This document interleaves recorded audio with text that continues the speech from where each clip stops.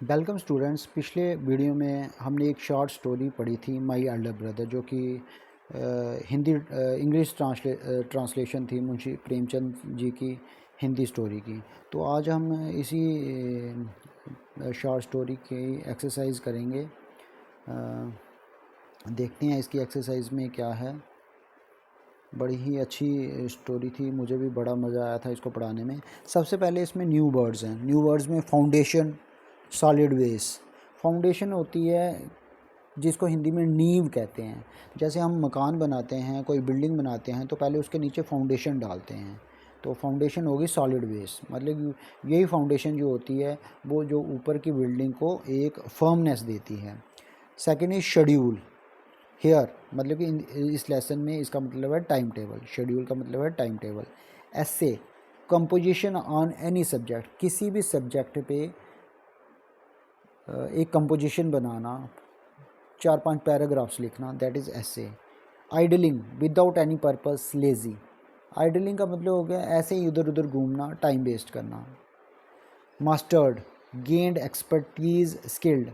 Mastered करना होगा किसी सब्जेक्ट में हमें पूरी महारत हासिल हो गई है, हमने उसमें एक्सपर्टाइज जो है वो हासिल कर ली है।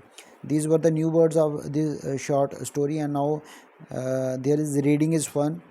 Under reading is fun the first is but are the things that Munna like to do. Munna को कौन सी चीज़ें अच्छी लगती थी? तो इसका आंसर हम इस तरह से लिख सकते हैं, the things that Munna liked to do. और फर्स्ट में आ जाएगा green fields, gentle breeze, flying kites, playing marbles, playing kabaddi, and having fun with his friends. But did भैया डू ऑल डे? भैया सारा दिन क्या करते रहते थे? भैया तो सारा दिन पढ़ते ही रहते थे। भैया स्टडीड ऑल डे, भैया पूरे दिन स्टडी करते रहते थे। Why was Munna not happy with the time table that भैया मेड फॉर हिम? भैया ने जो मुन्ना के लिए टाइम टेबल बनाया उससे मुन्ना खुश क्यों नहीं था? अब बताइए क्यों खुश नहीं था? क्योंकि मुन्ना को तो पढ़ाई से ज़्यादा मज़ा नेचर में आता था, खेलने में आता था, दोस्तों के साथ आता था। तो इन सब चीज़ों के लिए तो टाइम ही नहीं था, इसलिए मुन्ना को वो जो टाइम टेबल पसंद नहीं था। तो हम इसको लिख सकते हैं, Munna was not happy with the time table that भैया made for him because in that time table there was no time for playing and having fun with friends. How do you think Munna felt when his brother was so strict with him? Why was भैया so strict with him? आपको क्या लगता है कि मुन्ना को कैसा लगता होगा जब भैया उसके साथ स्ट्रिक्ट होते थे, सख्ती करते थे? और भैया जो थे वो उसके साथ सख्ती क्यों करते थे? तो मुझे लगता है कि मुन्ना अपसेट हो जाता था, दुखी हो जाता था जब भैया उस पर सख्ती करते थे, क्योंकि वो जो चीज़ें करना चाहता था भैया करने नहीं देते थे। लेकिन भैया उसके साथ सख्ती क्यों करते थे? भैया इसलिए उसके साथ सख्ती करते थे ताकि वो फ्यूचर में सक्सेसफुल हो सके, और वो समझते थे कि मुन्ना उनकी रिस्पॉन्सिबिलिटी है। तो इसको हम इस तरह से लिखेंगे, Munna felt upset and angry when his brother was so strict with him. Bhaiya was so strict with him because he wants Munna to be successful in future. He thought that Munna was his responsibility. Whose character do you like more, Munna or Bhaiya's? Why? आपको इसमें से कौन सा character अच्छा लगा, मुन्ना का या भैया का, और क्यों? बताएं, सोचें। अगर मेरे विचार अगर आप जानना चाहोगे तो मुझे मुन्ना अच्छा लगा, क्योंकि मुन्ना पढ़ाई भी करता है, मुन्ना खेलता भी है, मुन्ना नेचर में भी टाइम स्पेंड करता है। तो हमें यही लाइफ में चाहिए होता है कि हम लाइफ में एक बैलेंस बना के चलें। पूरा दिन पढ़ाई करना भी कोई अच्छी बात नहीं है, और पूरा दिन खेलना, इधर उधर घूमना भी अच्छी बात नहीं है। हर चीज़ के लिए एक प्रॉपर टाइम होना चाहिए। तो अगर मेरे से पूछोगे तो the character I like more is Munna because Munna gives time to every activity. He studies well, he plays well, he spends time with nature. Next is let's talk. Do you have a time table at school, क्या school में आपका कोई time table है? How many periods are there for the following subjects and activities in one week. अब आपको बताना है कि क्या आपके स्कूल में कोई टाइम टेबल है, और अगर है तो इन सब्जेक्ट्स के लिए 1 वीक में 6 डेज़ में कितना टाइम दिया जाता है, कितने पीरियड दिए जाते हैं। जैसे इंग्लिश में कितने हैं, हिंदी में कितने हैं, मैथ्स में कितने हैं, साइंस में कितने हैं, सोशल स्टडीज़ में कितने हैं, गेम्स में कितने हैं, आर्ट में कितने हैं, क्राफ्ट में कितने हैं, म्यूज़िक में कितने हैं, डांस में कितने हैं, एनी अदर एक्टिविटी अगर कोई है तो उसको मेंशन करना है। देखिए, English, Hindi, math, science, social studies, ये तो कंपलसरी सब्जेक्ट्स होते हैं, ये तो पीरियड आपका डेली होता है। अगर आपका 6 डेज़ वर्किंग स्कूल है तो ये 6 पीरियड्स आएंगे 1 वीक में। अगर कहीं पे एक सब्जेक्ट के 2 पीरियड होते हैं तो हम उसको 6 से मल्टीप्लाई कर देंगे, 12 हो जाएंगे। लेकिन मुझे लगता है एक ही सब्जेक्ट होता होगा, एक ही पीरियड होता होगा एक सब्जेक्ट का 40 मिनट्स का। तो English, Hindi, math, science, social science में तो आ गया सब में 6 6 6। उसके बाद गेम्स डेली नहीं होता, हफ्ते में 1 या 2 बार होता है, तो ये इसमें 1 और 2 आएगा। आर्ट में भी वही है, 1 और 2 आएगा। क्राफ्ट में 1 और 2 आएगा। म्यूज़िक कहीं कहीं पे हो सकता है डेली होता हो, कहीं कहीं पे हफ्ते में 1 या 2 बार होता है। डांस का भी वही है। एनी अदर एक्टिविटी, अगर आपके स्कूल में कोई और एक्टिविटी होती है, जैसे योगा हो सकता है, स्विमिंग हो सकती है, उसके बाद स्काउट्स एंड गाइड्स हो सकता है, तो वो आप इधर मेंशन कर सकते हैं। Now make a time table for your self including your study time and your play time. अब आपको यहाँ पे टाइम टेबल बनाना है अपना, जिसमें आपका स्टडी टाइम भी आ जाएगा और प्ले टाइम भी आएगा।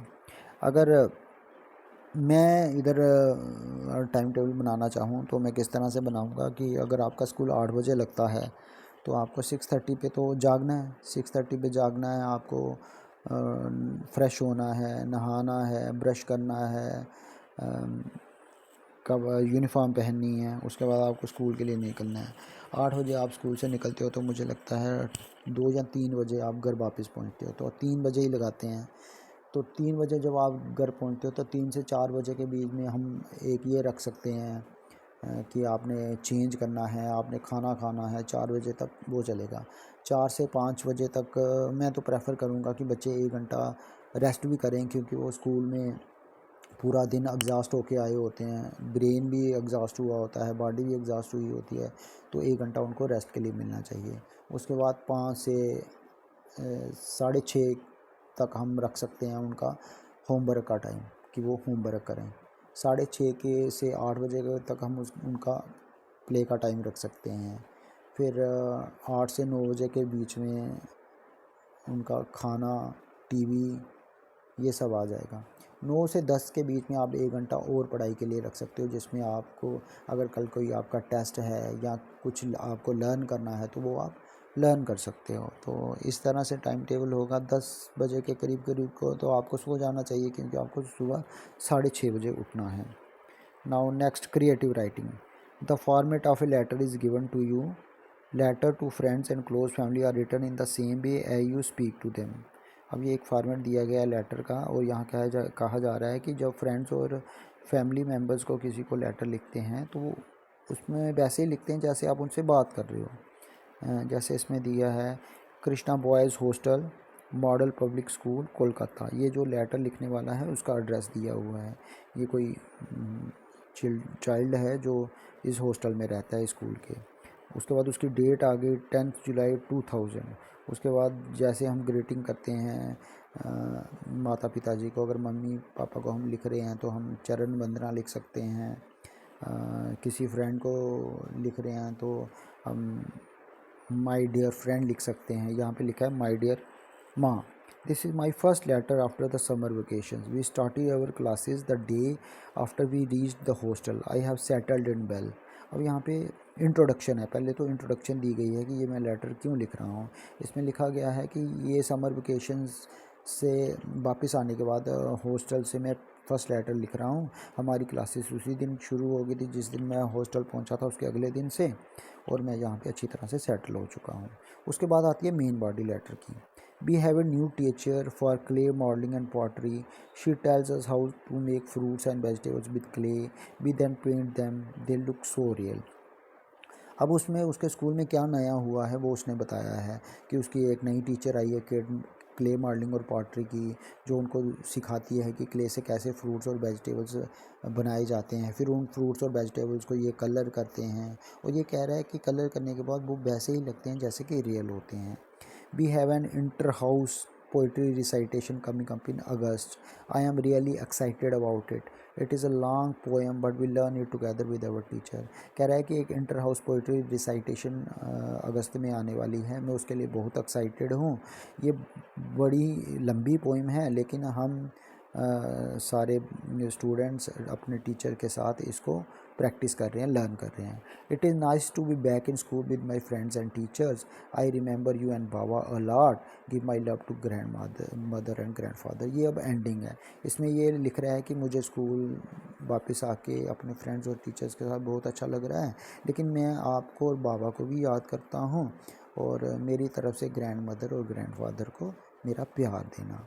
Do write back soon. जल्दी से मुझे इसका रिप्लाई देना। Your loving son Pratap. अब ये क्लोजिंग है, यहाँ पे ये लिख रहे हैं आपका प्यारा बेटा, और नीचे इसने अपना नाम लिखा है। इसी तरह से अगर आपको कोई भी लेटर लिखनी होगी तो इसी तरह से लिखनी है। सबसे पहले ऊपर अपना एड्रेस लिखना है, उसके बाद डेट लिखनी है, उसके बाद ग्रीटिंग जिसको लिख रहे हो उसको ग्रीट करना है, उसके बाद इंट्रोडक्शन आ जाएगी लेटर की। इंट्रोडक्शन के बाद मेन बॉडी आ जाएगी लेटर में, जिसमें आप जो कुछ उनको सुनाना चाहते हैं वो लिखेंगे। उसके बाद एंडिंग आ जाएगी, जब उसको एंड करोगे तो किस तरह से एंड करना है। और उसके बाद लास्ट में आपको अपनी तरफ से लिखना है यू आर लविंग, या यू आर फेथफुली, या यू आर सिंसियरली, कुछ भी लिख सकते हो। After reading the letter answer the following question. अब हमने लेटर पढ़ ली है, अब उसमें से कुछ क्वेश्चंस हैं, उनके आंसर्स देने हैं। Who has written the letter. अब ये लेटर किसने लिखी है, तो सबसे ऊपर देखिए लेटर लिखी है, नहीं सबसे एंड में देखिए, ये है प्रताप, जिन्होंने ये लेटर लिखी है, तो यहाँ लिखेंगे Pratap. To whom has the letter been written. तो लेटर किसको लिखी गई है, तो यहाँ देखते हैं माय डियर माँ, इसने मदर को लेटर लिखी है। Where is the writer of the letter. Letter का जो राइटर है वो कहाँ पे है, वो कहाँ पे है, he is in Krishna boys hostel model public school Kolkata, Kolkata में है वो। Next is what is the name of his hostel. उसके हॉस्टल का क्या नाम था, तो हॉस्टल का नाम हमने पढ़ा Krishna boys hostel. On which date was the letter return. Letter कौन सी डेट को लिखी गई थी, तो हियर इट इज़ 10 जुलाई 2000, इस डेट को लेटर लिखी गई है। Now write a letter to your friend और relative in another city telling him or her about activities or events in your school. Follow the same pattern as the verb letter. अब आपने एक letter लिखनी है अपने friend या relative को जो कि दूसरे शहर में रहता है, और उसको बताना है कि आपके स्कूल में क्या क्या एक्टिविटीज़ और इवेंट्स चल रहे हैं, और वही पैटर्न आपको फॉलो करना है। सबसे पहले आपको अपना एड्रेस लिखना है, आप कहाँ से ये लेटर लिख रहे हो, उसके बाद डेट आ जाएगी, उसके बाद ग्रीटिंग आ जाएगी। आप अगर अपने रिलेटिव को किसी को लिख रहे हो तो आप लिखोगे उसको, अगर आपसे बड़ा है तो चरण वंदना लिख सकते हो, कोई आपका फ्रेंड है तो उसको हेलो लिख सकते हो, नमस्ते लिख सकते हो। उसके बाद आपने जिस तरह से आपको ऊपर समझाया गया उसी तरह से ये पूरी लेटर लिखनी है। Next is comprehension. Read the following passage and answer the questions that follow. Oliver was a 9-year-old boy. Oliver एक 9 साल का बच्चा था। ही lived with other homeless boys in an orphanage. वो दूसरे बेगर बच्चों के साथ एक ऑर्फनेज में रहता था। ऑर्फनेज होता है यहाँ पे वो बच्चे रहते हैं जिनके माता पिता नहीं होते। He was pale and thin as were the other boys living there. वो उसका रंग पीला था और वो बहुत पतला था, और बाकी सारे बच्चे भी जो वहाँ रह रहे थे वैसे ही थे।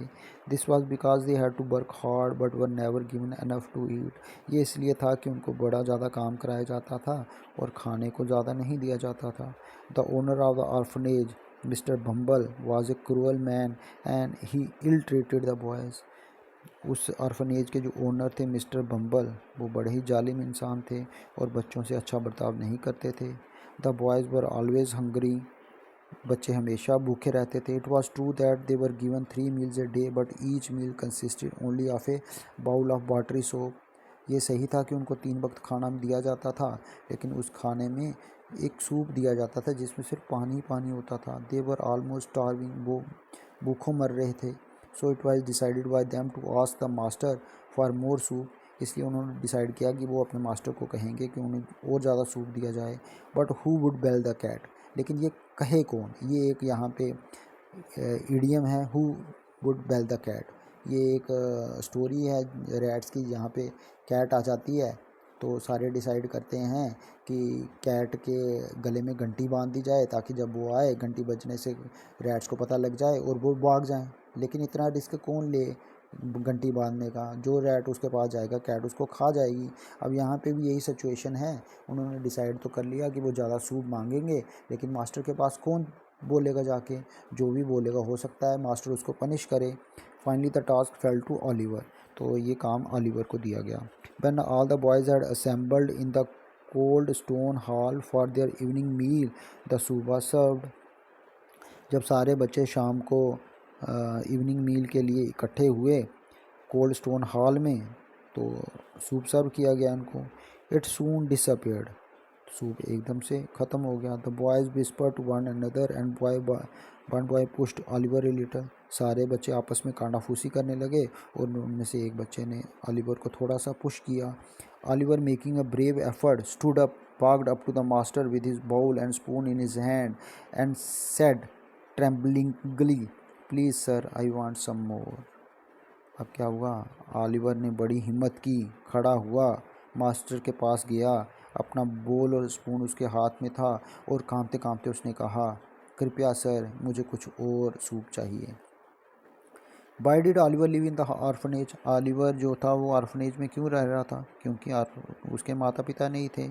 Oliver lived in the orphanage because he was without parents. Who was Mr Bumble, Mr Bumble कौन थे, Mr Bumble was the owner of the orphanage.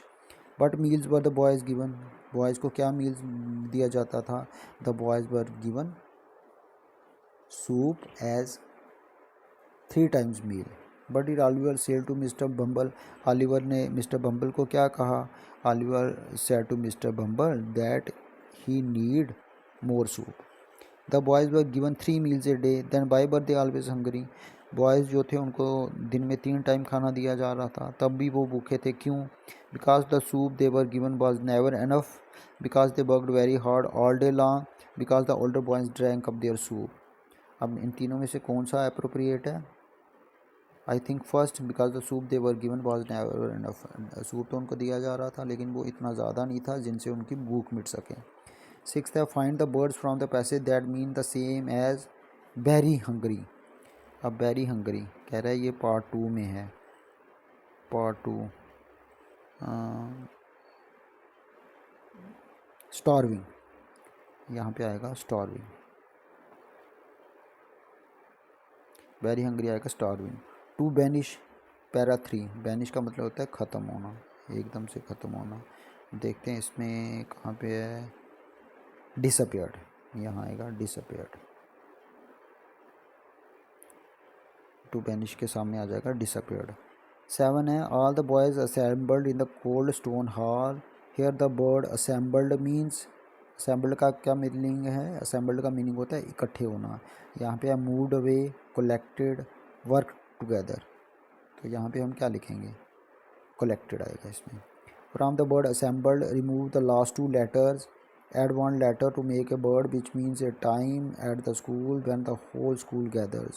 अब यहाँ पे हमने लास्ट के 2 letter जो है वो काट देने हैं, एक लेटर यहाँ पे जोड़ना है जिसका मीनिंग वो होगा स्कूल का वो टाइम जब पूरा स्कूल इकट्ठा होता है, तो ईडी काट देंगे, ASSEMBL, तो क्या आएगा, क्या लगाएंगे लेटर, वाई, असेंबली।